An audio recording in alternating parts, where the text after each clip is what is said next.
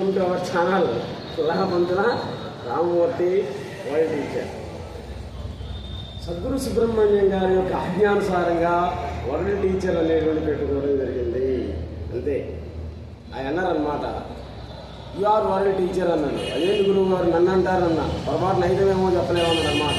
అది అయ్యేది కాదులే అన్న, పొరపాటున అయ్యామంటే నీ కర్మ అని అన్నాడు. కాకపోతే వాళ్ళ కర్మ అని అనుకునే వాళ్ళ కర్మ అన్నాడు అన్నమాట.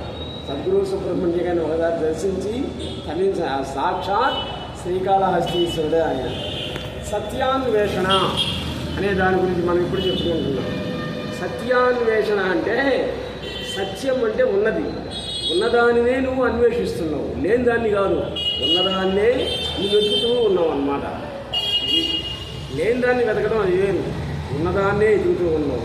అదేంటి అంటే గురువుగారు చెప్తారు చూడండి, నీ ముఖం నీకు కనపడుతుందా, నీ వీపు నీకు కనపడుతుందా? రెండూ కనపడవు. ముఖము కనపడదు, వీపు కనపడదు, చూసే వాళ్ళకే కనపడుతుంది. కానీ అందరి ముఖాలలో నీ ముఖాన్నన్నా చూసుకోవాలి, లేకపోతే నీకు అసలు ముఖమే లేదు అని అనుకోవాలి అంటారు సద్గురు సుబ్రహ్మణ్యం గారు. అదేవిధంగా సత్యాన్వేషణ కూడా అంతే అవుతుంది.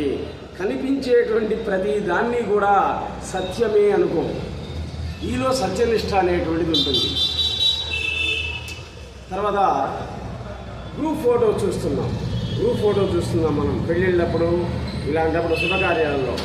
ఆ గ్రూప్ ఫోటోని ముందు భాగం చూస్తే ఏమవుతుంది, బొమ్మలన్నీ మన పూర్వీకులు వాళ్ళ యొక్క బొమ్మలు అన్నీ కూడా కనబడతాయి. కానీ అదే వెనక భాగం చూసామనుకోండి, మొత్తం శూన్యం, తెల్లగాయితం, ఏమీ ఉండదన్నమాట. కాబట్టి ఇక్కడ గ్రూప్ ఫోటోని ముందు నుండి చూస్తేనేమో బొమ్మలు ఉంటాయి, వెనక వైపు నుండి చూస్తే అంతా కూడా శూన్యం, చల్లగా ఉంటుంది. అలాగే ప్రపంచం అనేటువంటి ఫోటోని చూస్తే అన్నీ భేదాలే, అదే వెనకకు తిప్పి చూస్తే ఏ భేదాలు లేనటువంటి శుద్ధ చిత్ అవుతుంది. అంతకంటే ఏమీ ఉండదన్నమాట. అక్కడ ఒక్కసారి కూడా ఫోటో వెనక భాగం చూడనటువంటి వాడే లౌకిక జీవి అని అంటాం. వెనక భాగాన్ని ఒక్కసారి కూడా చూడు, ఎంతప్పటికీ ముందున్న ఫోటోనే చూస్తాడనమాట. వాడే లౌకిక జీవి.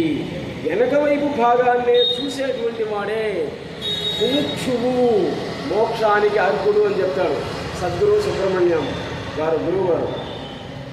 అటువంటి వాడే మోక్షానికి అర్హుడు అనమాట.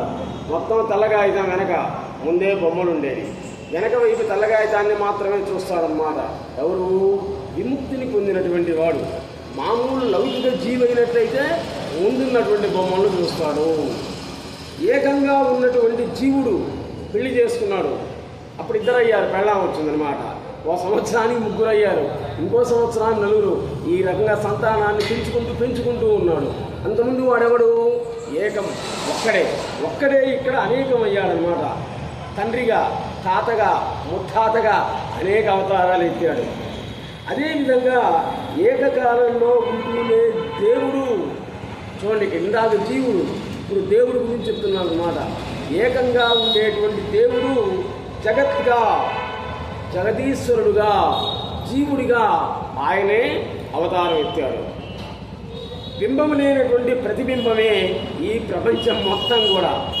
బింబం అనేటువంటి లేదు, బింబం లేనటువంటి ప్రతిబింబమే ఈ ప్రపంచం, మనం చూసేటువంటి ప్రపంచం.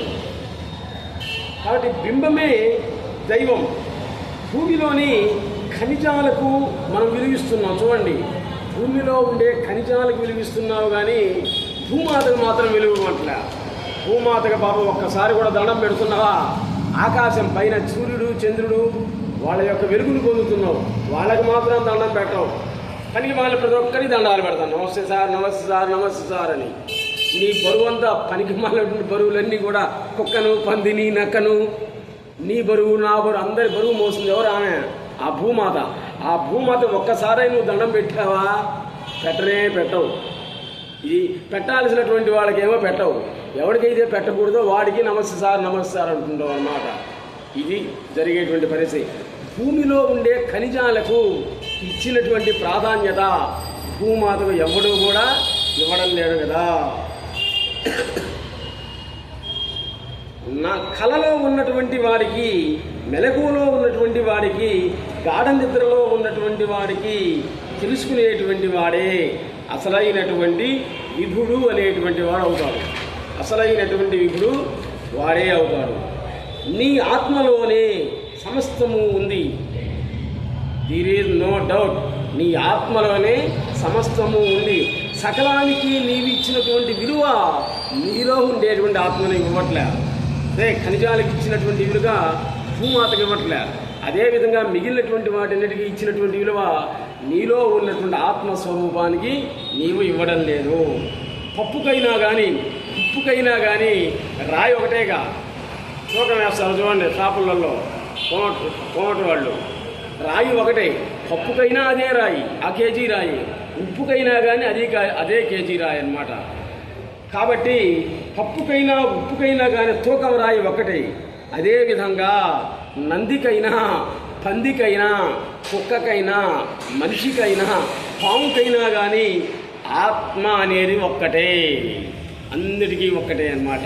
తూకం రాయిలాగా విమాన ప్రయాణం చేసేటప్పుడు భూమి వైపు నుండి మనం చూసినట్లయితే దేశాలు దాటిపోవడం అవుతుంది.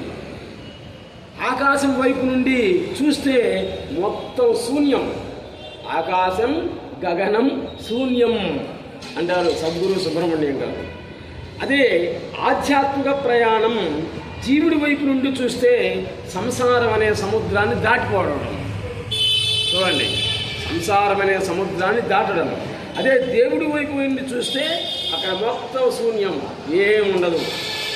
బిచ్చగాడికి అంటే బెగ్గరికి మన ఇంటి దగ్గర కూర్చుని అమ్మా భిక్షం కొంచెం బిచ్చం పెట్టమంటాడే, అటువంటి వాడికి అడుక్కునేవాడు అనే ఫీలింగ్తో రూపాయి ఇచ్చావనుకో అది వాడు తీసుకుంటాడు.